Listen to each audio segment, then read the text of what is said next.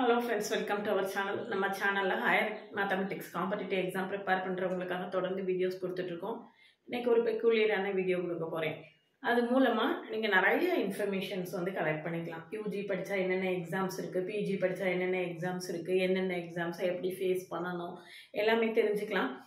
Difficulty level எப்படி இருக்கு, எதை நீங்க பெட்டரா சூஸ் பண்ணலாம் அப்படிங்கறது விஷயமா தான் நான் இந்த வீடியோவில் சொல்ல போறேன். அதுக்கு முன்னால நீங்க சேனலுக்கு நியூ வந்தீங்கன்னா சப்ஸ்கிரைப் பண்ணிக்கோங்க. ஃப்ரெண்ட்ஸ்க்கு ஷேர் பண்ணுங்க. ஒரு டெலிகிராம் குரூப்போட லிங்க் கொடுக்குறேன், இல்லை ஜாயின் பண்ணிக்கோங்க. என்னுடைய OVM ஆப்பை டவுன்லோட் பண்ணிக்கோங்க. அதில் previous year question prescribed books எல்லாமே கொடுத்துருக்கேன். அது நீங்கள் ஃப்ரீயாக டவுன்லோட் பண்ணிக்கலாம். அது உங்களுக்கு நல்ல ஹெல்ப்ஃபுல்லாக இருக்கும். அதாவது இப்போ பார்த்தீங்க அப்படின்னா நீங்கள் யூஜி தான் படிச்சிருக்கீங்க, அல்லது யூஜி பிஜி பண்ணவே இல்லை, நான் யூஜி மட்டும் தான் பண்ணியிருக்கீங்க, ஆனால் நான் காம்படிட்டிவ் எக்ஸாம்ஸ்க்காக நான் ட்ரை பண்ணிட்டு இருக்கேன் அப்படின்னு நினைச்சீங்கன்னா, என்னென்ன மாதிரியான எக்ஸாம்ஸ் இருக்கு, அது எந்த லெவல்ல டிஃபிகல்ட்டி, அதனுடைய டிஃபிகல்ட்டி லெவல் எப்படி இருக்கும் அப்படிங்கிறது விஷயமா தான் நான் இதில் சொல்லியிருக்கேன். ஃபர்ஸ்ட் எடுத்துக்கிட்டோம் அப்படின்னா, நான் வெறுமனை யூஜி மட்டும் தான் படிச்சிருக்கேன், நான் பிஎஸ்சி மேத்ஸ் மட்டும் தான் படிச்சிருக்கேன், வேற ஒண்ணுமே படிக்கல அப்படின்னு சொல்லியாச்சுன்னா, TNPSC combined technical services interview நான் இன்டர்வியூ, ஒருவேளை அதே மாதிரி நீங்க எம்எஸ்சி மட்டும் தான் படிச்சிருந்தீங்க அப்படின்னாலும் கூட நீங்க இந்த எக்ஸாம்ஸை கணக்கில் எடுத்துக்கலாம். எம்எஸ்சி மட்டும் தான் படிச்சிருக்கீங்க அப்படின்னு சொல்லினா, இப்ப டிஎன்பிஎஸ்சி கம்பைன்டு டெக்னிக்கல் சர்வீசஸ் அதுல பாத்தீங்கன்னா பேப்பர் 1 பேப்பர் 2ன்னு ரெண்டு விதமா இருக்கு. பேப்பர் 1 ஜெனரல் ஸ்டடீஸ், அது நீங்க 6th to 10th புக்ஸ் மொத்தமும் படிக்கணும்.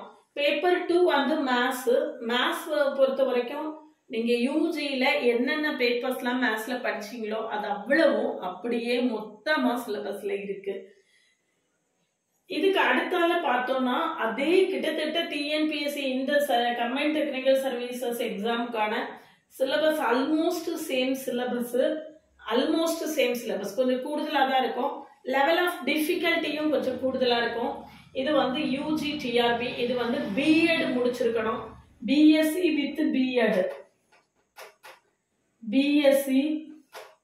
பிஎட் முடிச்சிருக்கணும், டெட் பேப்பர் 2 பாஸ் ஆயிருக்கணும்.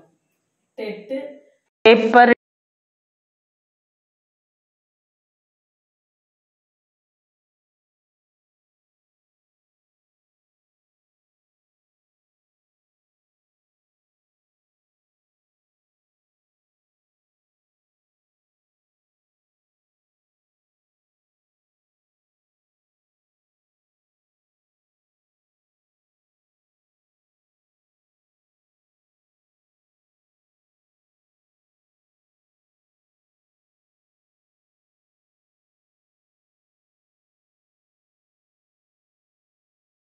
இதுல ஒரே ஒரு பேப்பர் தான். இதுல ஜெனரல் ஸ்டடீஸ் உண்டு, இதுல ஜெனரல் ஸ்டடீஸ் கிடையாது.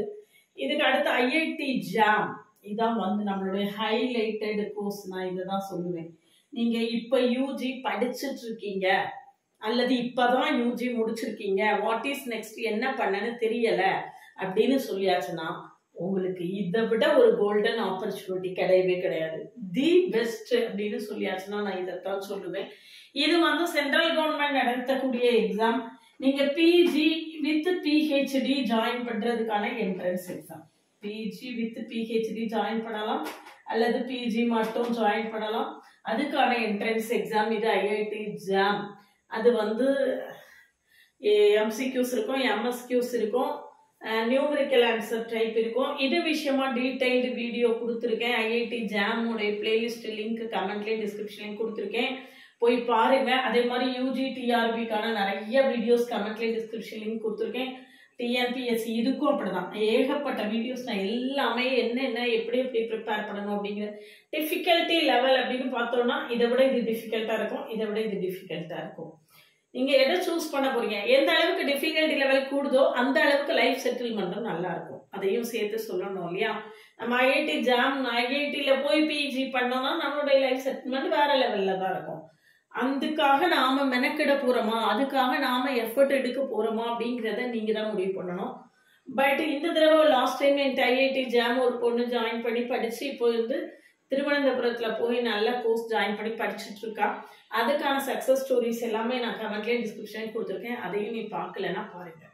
இதுக்கு அடுத்தது பிஜி படிச்சிருந்தீங்கனாலும் இந்த கம்பைன்டு டெக்னிக்கல் சர்வீசஸ் இந்த எக்ஸாம் எல்லாமே நீங்கள் எழுதலாம். ஏன்னா யூஜி லெவலில் உள்ள எக்ஸாம் தான், அதில் பிஜி லெவல் எக்ஸாம்ஸும் இருக்குது.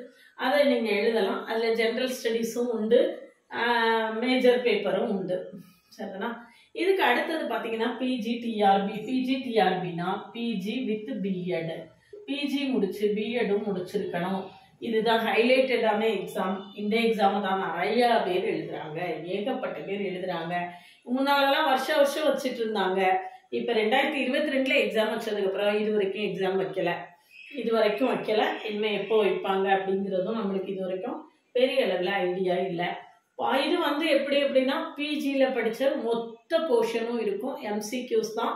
இதில் வந்து சைக்காலஜி உண்டு, கொஞ்சம் எஜுகேஷன் சைடில் கொஸ்டின்ஸ் உண்டு, அது ஒரு 30 மார்க்குக்கு வரும். மற்றபடி மீதி உள்ள 150 மார்க்கும் ஃபுல்லாகவே மேத்ஸ் தான் வரும். நீங்கள் வந்து நல்ல ஒரு பயங்கரமான ஒரு எஃபோர்ட் எடுத்து படித்தாதான் வந்து பிஜிடிஆர்பி கிளியர் பண்ண முடியும். இதில் பார்த்தீங்க அப்படின்னா பிஜிடிஆர்பியில் போன தடவை ஏறக்குறைய 50,000 பேர் எழுதுனாங்க அப்படின்னு சொல்கிறாங்க. இந்த தடவை கூடுதலாக தான் எழுதுவாங்களே ஒழிய குறைய எழுத மாட்டாங்க.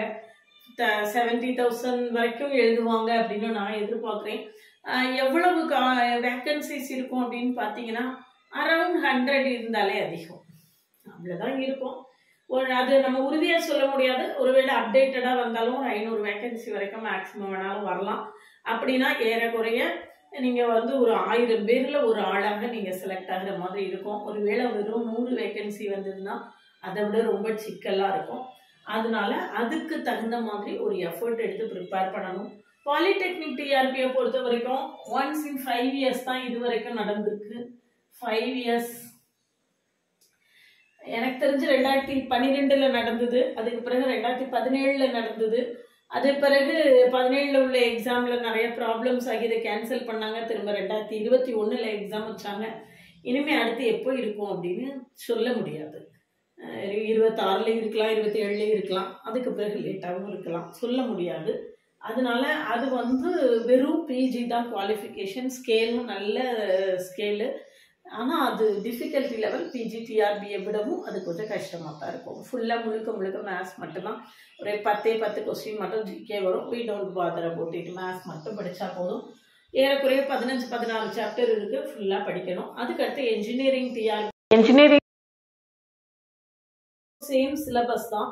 பட் என்ஜினியரிங் டிஆர்பி வந்து நெட்டோ செட்டோ பிஹெச்டியோ முடிச்சவங்க மட்டும் தான் எழுத முடியும். குவாலிஃபைடு ஹேண்ட்ஸ் மட்டும் தான் இந்த எக்ஸாம் எழுத முடியும். அதே மாதிரி தான் அசிஸ்டன்ட் ப்ரொஃபஸர் டிஆர்பி, அதை விடையே ரொம்ப டிஃபிகல்ட்டு. ஏன்னா அதில் டிஸ்கிரிப்டிவ் டைப் கொஸ்டின்ஸும் கொடுத்துருக்காங்க. இன்ன வரைக்கும் எக்ஸாம் வைக்கல, இனிமேல் தான் வைக்க போகிறாங்க.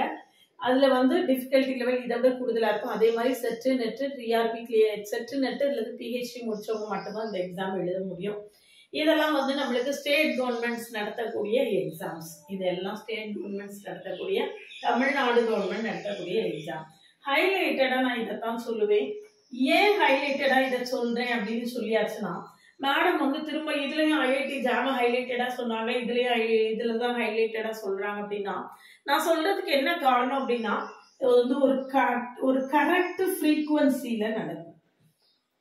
கட்டாயம் வருஷம் நடக்கும். சிஎஸ்ஐஆர் நெட்டு வருஷத்துக்கு 2 தடவை நடக்கும்.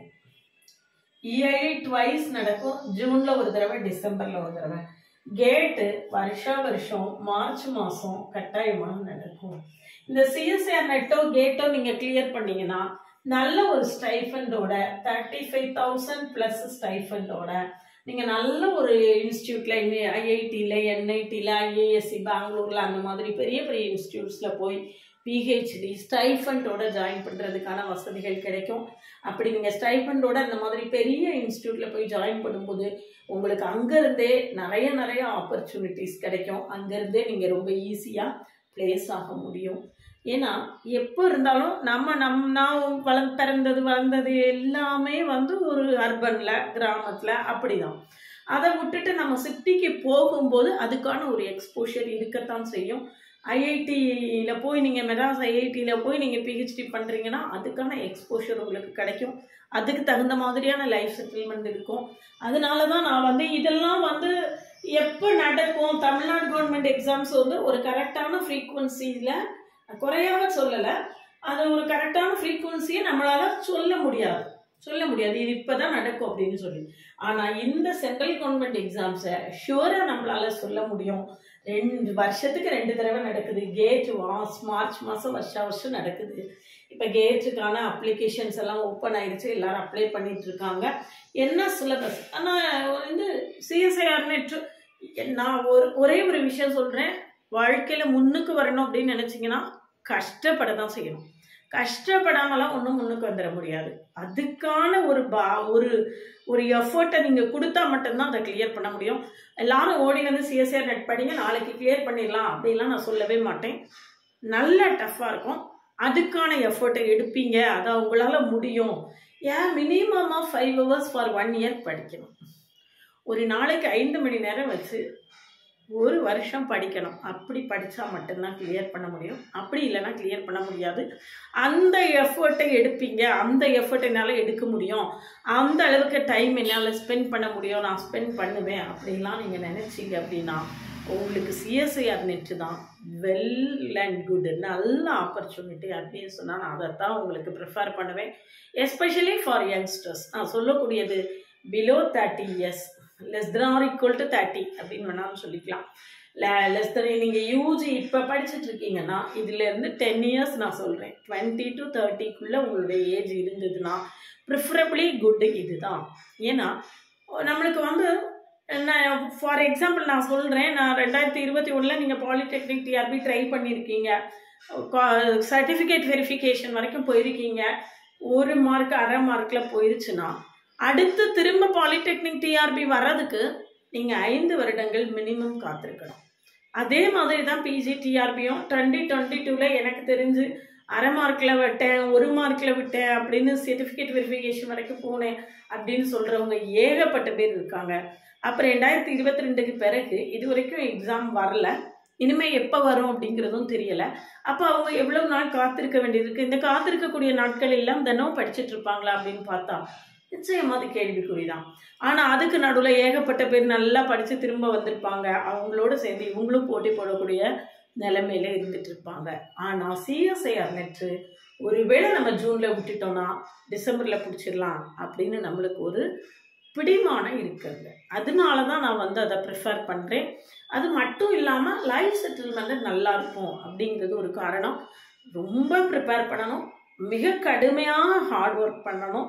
அப்படி இருந்தால் மட்டும்தான் சப்ஜெக்டை வந்து அப்படி நூக்கன் காணர் பிரித்து மேய்ஞ்சு படிக்கணும். அப்படி படித்தா தான் நெட்டு கிளியர் ஆகும். பிஜி டிஆர்பி பாலிடெக்னிக் டிஆர்பி அப்படி படிக்க வேண்டாம்னு கேட்டால் நிச்சயமாக அதுவும் அப்படித்தான் படிக்கணும். சிஎஸ்ஐஆர் நெட்டுக்கு எந்த விதத்திலையும் குறைவில்லாமல் பிஜி டிஆர்பி பாலிடெக்னிக் டிஆர்பியும் படிக்கணும். இந்த ரெண்டுத்துக்குள்ள ஒரே ஒரு வித்தியாசம் என்னன்னா, சிஎஸ்ஐஆர் நெட்டு கேட்டில் சென்ட்ரல் கவர்மெண்ட் எக்ஸாம்ஸில் எல்லாம் நெகட்டிவ் மார்க் உண்டு, ஸ்டேட் கவர்மெண்ட் எக்ஸாம்ஸில் நெகட்டிவ் மார்க் இல்லை. இது ஒன்று தான் வித்தியாசமும் ஒழிய வேறு எந்த வித்தியாசமும் அங்கே கிடையாது.